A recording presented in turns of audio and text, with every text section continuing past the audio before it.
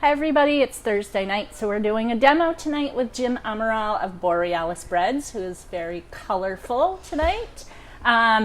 This Saturday we have a big Le Creuset sale, 20% off all Le Creuset, and there are some items that are actually even more off. I do the best I can. Next week, Mike is going to be making homemade granola, and it's an awesome recipe that you can change up with your favorite nuts or dried fruits or whatever. So make sure you watch that one and get a copy of the recipe. And Jim is going to make us pizza. Okay. All right. Fabulous. Good evening, everybody. This is one of my favorite meals to make at home. Because basically you just go to the refrigerator, you make up some dough, you go to the refrigerator, you see what you have, and you can be as wild and wacky as you want, as you will see a little bit later. So I have a pizza in the oven because I just wanted to test the oven. It's looking pretty good. It's a classic mozzarella and tomato red sauce pizza right there. Crust is starting to brown up nicely. And then we're going to do two other pizzas. One is a sort of Greek pizza with spinach and olives, onions, feta cheese, a red sauce. And then we're going to do kind of a wacky one with some mushrooms, a white sauce, bacon, and a few other things there. So I think what I'd like to do first is just go over the pizza dough part of this. And for those of you who have a chance to look at the recipe online, it's a non-traditional recipe because as a big fan of local grains, I've used local whole wheat and local whole rye flour in the recipe. But it makes a delicious, those grains add some complexity to the flavor of the dough. And it's a really simple dough. It's not a sourdough, it's just a straight yeasted dough, easy to put together. So I'm just going to demonstrate that now.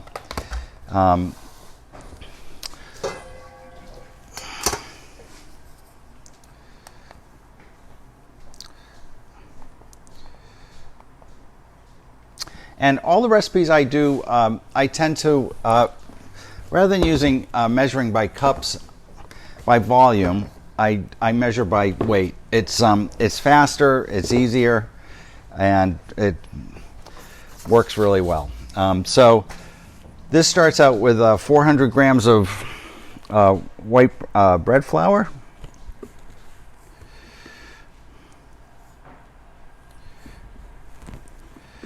And this recipe is sized so that you can make three 10-inch pizzas or so, 12-inch pizzas, depending on how thin you get it.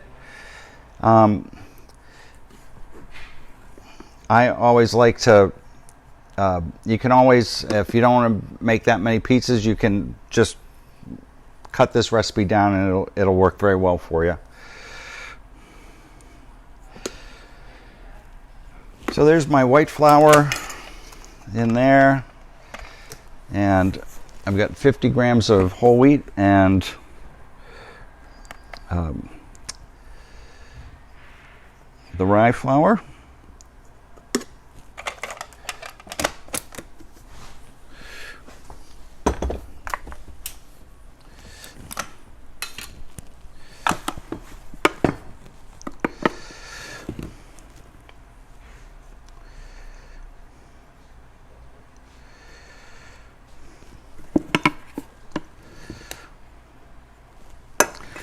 So you'll notice the rye flour has a grayish cast to it. So if you're ever got a container of flour, you don't know what it is, the whole wheat flour has a nice brown color to it. The whole rye flour is a little bit gray. So there we go. And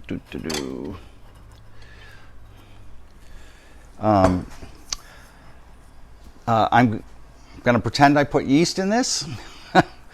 And then we're going to go with 25 grams of olive oil and 325 grams. Now I noticed that my dough was a little bit drier than what I was usually like, so I'm actually going to bump that up to 350.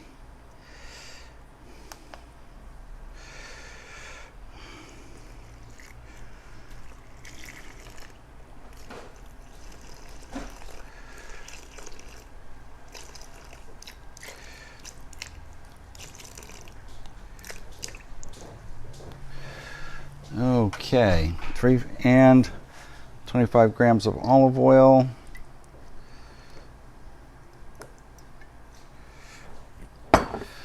Okay. So one of the things I do with this recipe is I do a process called an autolyse. And so I mix the dough, I don't add the salt, and I let it sit for a half hour. And that really helps the dough start to develop the gluten in it. So you actually have to knead this dough a little bit less. So what you would normally do is mix it till you have just a nice shaggy, mostly uniform ball of dough in there. And then I would just cover it up and let it sit for about a half hour to 45 minutes.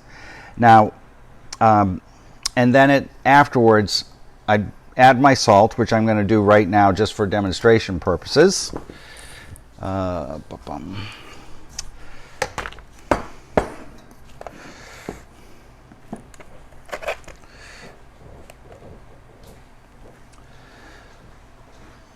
we're looking at 10 grams of salt.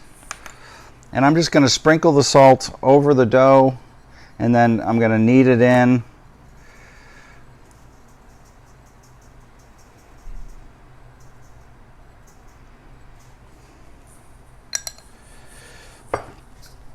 So I knead that in the bowl.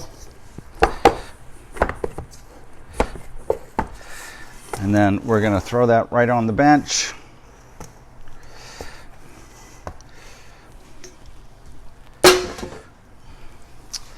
And the kneading process is just quarter turn. Use the friction on the bench to help develop that gluten. And you can see already that as I'm kneading, the dough is becoming less shaggy and getting smoother. And one of the ways you test for gluten development in a dough is to do what we call a window pane test. Now, I've barely developed the gluten in this, so I'm going to try to stretch this out, and you can see it just shreds immediately. So I'm going to keep kneading this a little bit, and we'll probably set it aside and then knead it some more. And we will. I'll show you what the dough looks like when it's fully developed. You fully develop that gluten.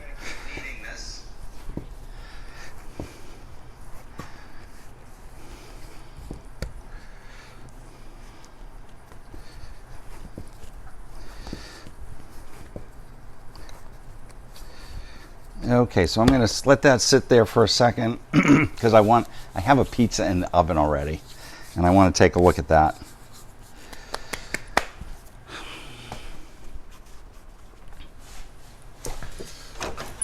And that is looking pretty good. So we're going to pull that out.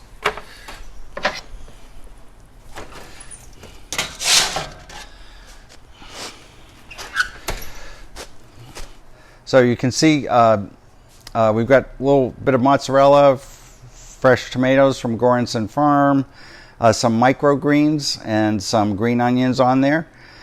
And I'm just going to set this over here and let that cool a little bit, and then maybe we'll try a bite of that just a little bit later. And then we go back to our dough.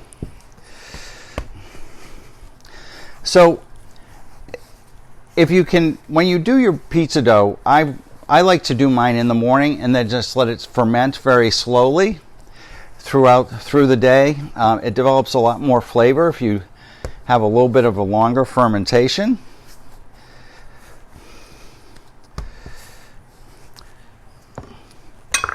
So it's possible to make it in the morning and then come home and deal with it later in the day. Now you'll notice here that this is looking pretty rough, and it's actually the surface is starting to shred a little bit. And I'm kneading very rigorously, but if you start to see that dough do that, you want to just stop kneading and let it rest, because that's going to if you start to see it shred, it's going to you're breaking the strands of gluten, and you're not going to have as nice a rise on your pizza crust. So I'm going to, again, let this rest for a little bit, and we'll come back to that. Okay, so I do have, under the towel here, I have some dough already made up, and we are going to, so what happens when the dough is fully fermented, you're ready to start making pizza? What I do is I round it up like this, and these are 10-ounce pieces, and I'll let it rest for another 20 minutes or so, and then I will take the ball of dough and lightly flour my hands. I'll stretch it out a little bit. It's kind of a multi-stage process, so I'll basically stretch it out into a disc like that, and then I'll let it rest some more, because every time you handle the bread dough, the pizza dough, it's going to want to stiffen up. The gluten in wheat flour has two great characteristics to it. It has extensibility, so when it's proofing and rising, it can capture the CO2 that's being produced by the yeast, and it also has elasticity, so it can hold its shape. And the elasticity means that whenever you handle the dough, it does tend to tighten up a little bit. So doing shaping like this in a multi-stage process can work a little better lots of times. So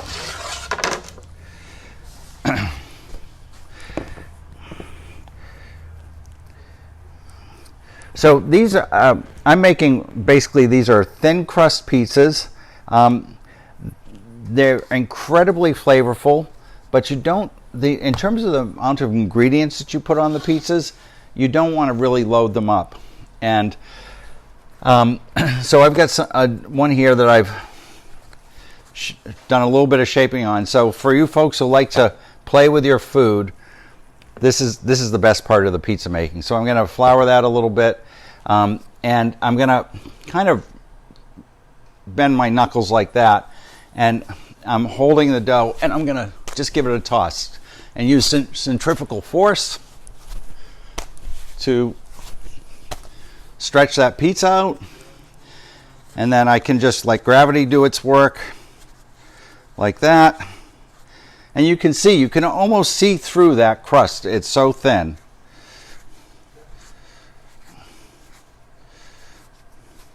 And then I leave a little bit more dough around the edges, so I have a nice crust on the edges. And then I put it down. I've got a little hole here, so I'm going to just pinch that together, and voila, there we go. We've got a nice pizza crust. And the first pizza I'm going to do is that Greek pizza. So you want to have plenty of semolina or cornmeal under the pizza dough, because otherwise it's going to stick and you're going to have a horrible time getting it into the oven. And the amount of sauce is really not much. I'm going to use a couple of ladlefuls here, spread it out around the pizza, just a little bit more.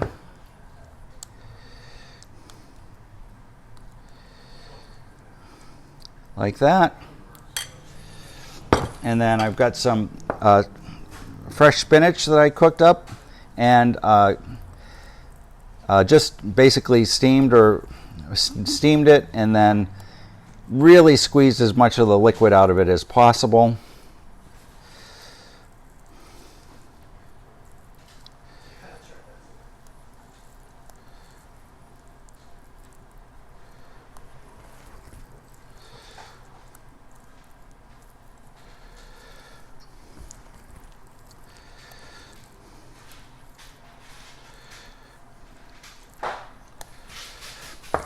So we've got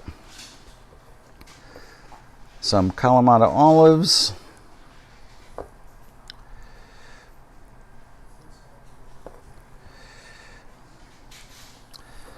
and some onions. And again, you'll notice that I'm really not loading this pizza up. It's going to have a ton of flavor, but you don't need to really pack everything in on there. and then some feta cheese.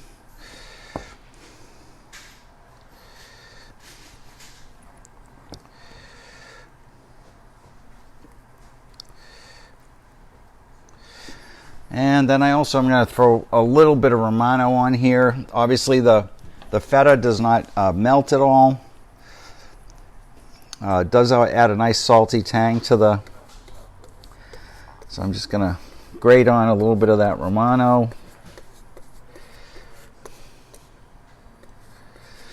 And we are ready to go into the oven. Now, in terms of your oven temperature, you want it hot. You want it really hot. I'm baking my pizzas at 550 degrees, which is as high as most home ovens will go. But and so when you get the pizza on, they give it a little shake to make sure you know it's going to slide right off easily, and so you're not surprised when you throw this in. So you want to preheat that oven a good while before the pizza is going to go in, because you need to get it up to 550 or whatever the hottest temperature is in your oven. You want to put your pizza stone in the oven just as you're turning that oven on, because it needs, if you put it into a really hot oven, you may crack it. So you want to put it into a cool oven, preheat your oven, the stone will heat up slowly, and you want that stone to be really, really hot. Now, ovens, whether it's bread ovens like we use at the bakery or home ovens, there's three kinds of heat in that oven. There's convective heat, and I'm not using convection. You shouldn't use convection when you're doing bread or pizza in an oven. And that convective heat is just the air movement around the oven distributing heat. There's radiant heat, so the surfaces of the oven have all been heated up and they're radiating heat that's hitting the pizza on the top. That's what's melting the cheese on the top of the pizza. And then there's conductive heat, which is surface to surface. So the pizza stone is conducting heat into that crust and giving you a nice crispy crust on the bottom. So three kinds of heat, and every oven's a little different. So you're familiar with your own oven, and you know whether you put that pizza in the middle of the oven or the bottom of the oven or the top of the oven. It just depends on how much bottom heat you have, how much top heat, and where it works best. Okay, so that's pizza number one. We are going to go back to our piece of dough here and do a little more kneading. And you'll notice this is really, it's able to stretch it out a little bit. It's relaxed from when I stopped kneading it before. Starting to look a little smoother.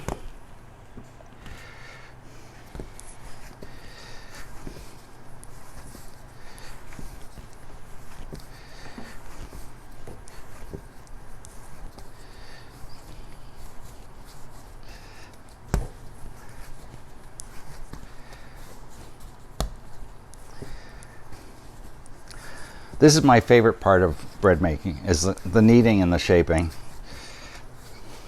It's a very Zen-like experience.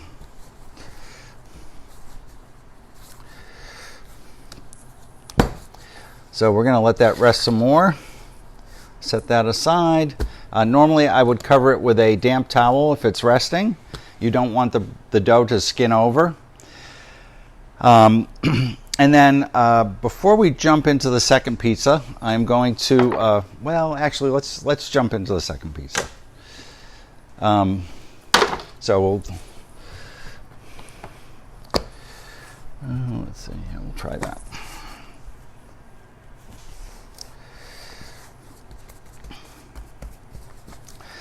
So in terms of this disc, you don't want it to be really lumpy. You want it to be the dough as evenly distributed as possible. That'll make it easier to do the tossing part of it. So I'm just going to stretch it out a little bit. And then we get to the fun part. How high can I go? I have hit my ceiling at home before, if anybody's wondering. So there's the extensibility of the gluten right there.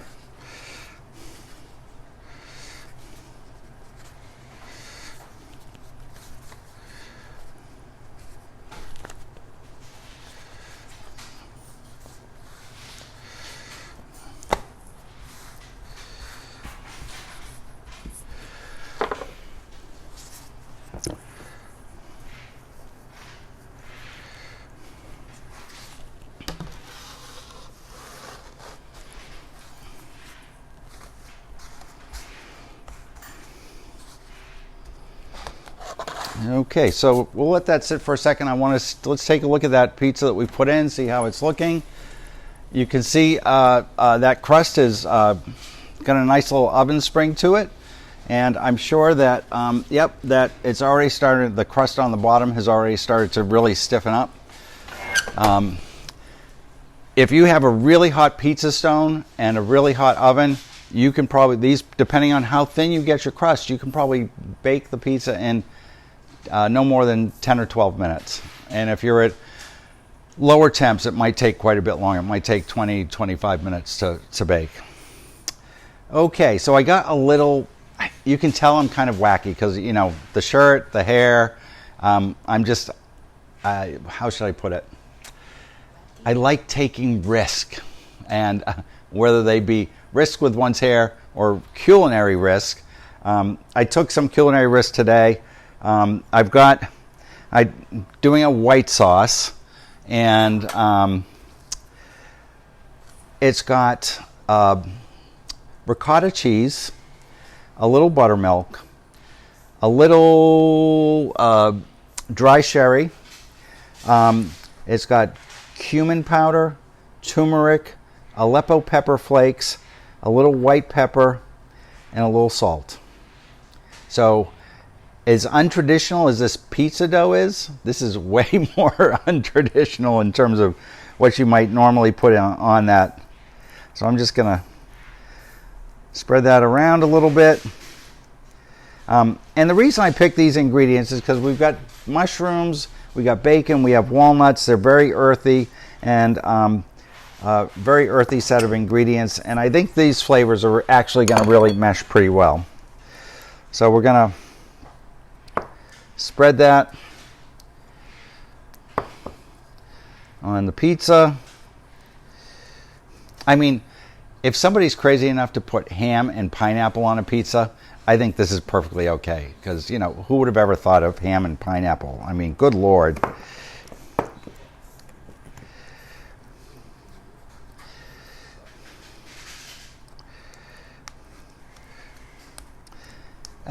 And don't worry if your pizza's not perfectly round.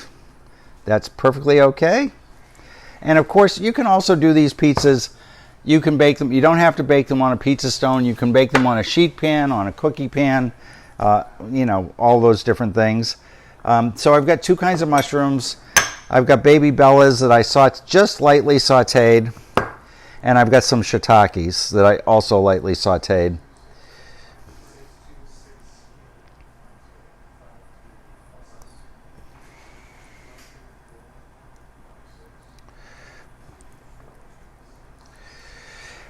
And if you're looking for mushrooms for pizza, the Bath Farmers Market on Saturdays, there's a mushroom vendor there. It has an incredible selection of wild mushrooms that would be wonderful on a pizza.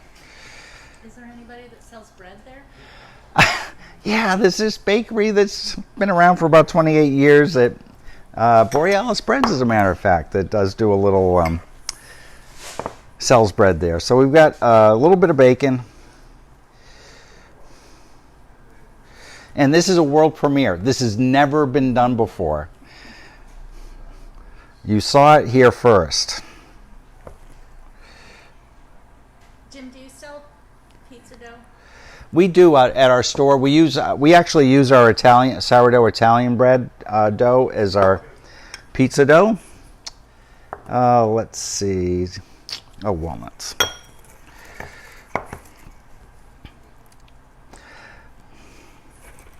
Sometimes I think these pizzas look better before they're cooked than after they're cooked.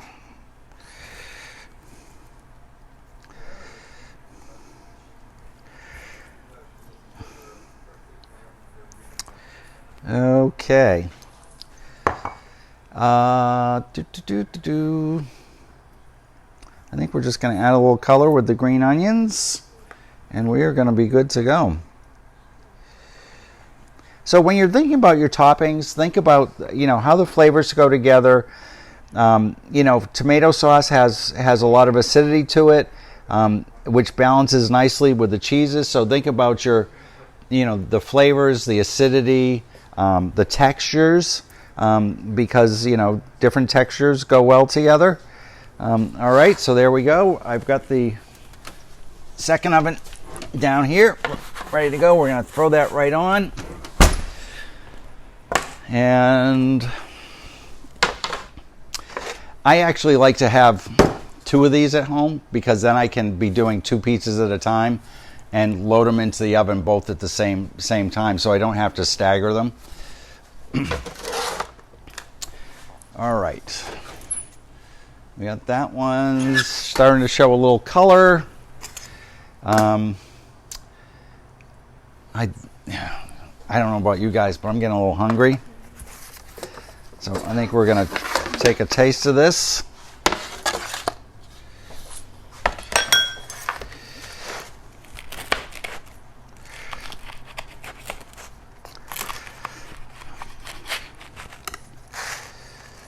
So you can see the crumb here is what I would call a variable crumb. It's got some big holes. It's got little holes. That crust is nice and brown on the bottom. Nice and crispy. And let's see.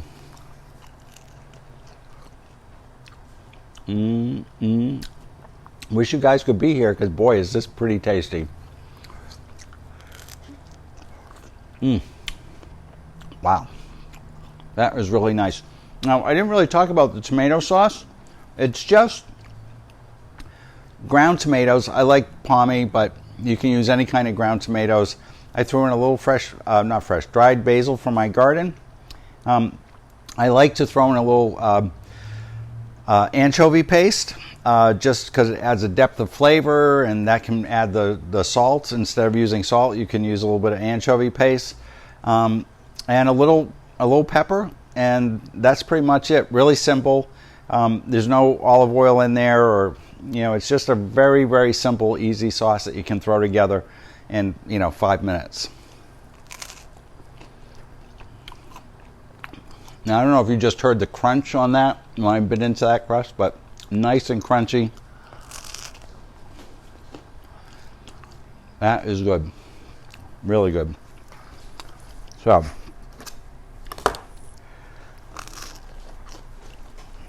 we're going to put that there.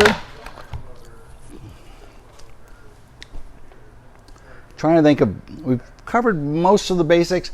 Again, the thing about pizza is you make your dough, you walk to your refrigerator and say, what have I got? And the variety of ingredients, as long as you don't want to be a total traditionalist, that you can use on a pizza is truly, truly remarkable. I have put roasted beets, probably a dozen different kinds of mushrooms, fennel, fruit. I've put apples and pears.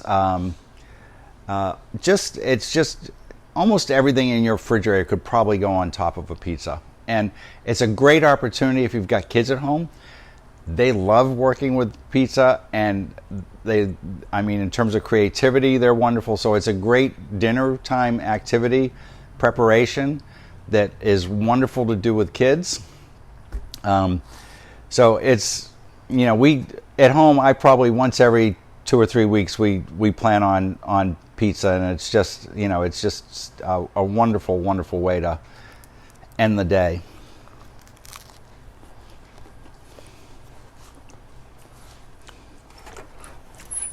So you can see we're starting to get a little color on that pizza. It's starting to brown up a little bit. It's got a nice little jump.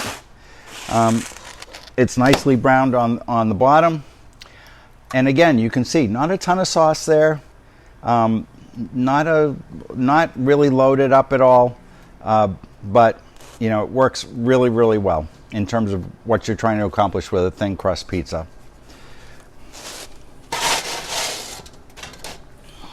And down here, that is just starting to go. But boy, can I smell that. I can smell the mushrooms. I can smell the bacon. I can smell that wacky sauce on the bottom. It is looking like it's going to be pretty good. All right. So I think that probably wraps it up here. I would love for you folks to share stories, your pizza stories, with the folks here at Now You're Cooking. I'm sure they'll pass them on to me. Come visit me at the farmers market on Saturday. I won't be there this Saturday, but most Saturdays I am there. So if you have bread questions or anything like that, you can come speak to the bread doctor, and I'll be happy to help you out. So thank you very much. It's been wonderful sharing this with you, and go make some pizza.